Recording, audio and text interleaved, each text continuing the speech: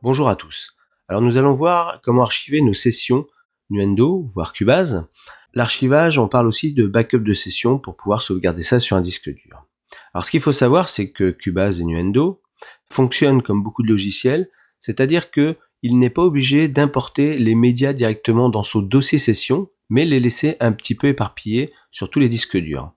Alors la première chose à faire, c'est d'une, préparer l'archivage pour récolter tous ces fichiers.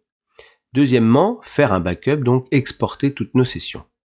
Donc nous allons voir, la première chose, c'est la préparation. La préparation, vous allez pouvoir la trouver dans Médias, préparer l'archivage. Cette préparation d'archivage va nous permettre d'aller chercher tous les médias sur tous les disques durs et de les remettre dans le bon dossier session. Donc si par exemple je la fais là, eh bien il me dit que c'est prêt, l'archivage est prêt, car j'ai tous mes dossiers déjà dans mon dossier session. Maintenant, j'ai la possibilité de faire ce qu'on appelle une copie de sauvegarde du projet. Alors, copie de sauvegarde du projet, ça va nous permettre de sauvegarder tout le projet entièrement avec tous les médias. Ça veut dire que même si tous les fichiers sont séparés dans plusieurs disques durs, eh bien, Nuendo les récolte et les met à un endroit bien précis.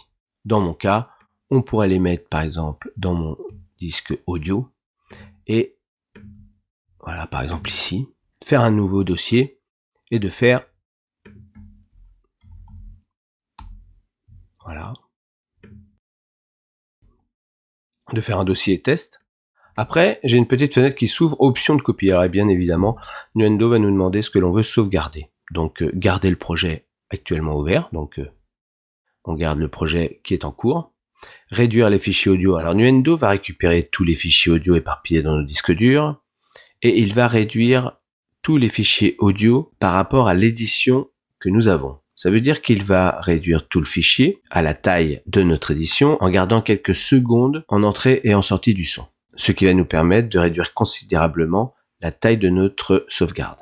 Rendre les traitements hors ligne permanents. Alors cela va permettre d'écraser tous les effets offline que vous avez pu mettre sur les clips. Car quand nous allons changer de session, si vous n'avez pas le plugin, la session s'ouvrira très mal, surtout le clip ne sera pas lu correctement.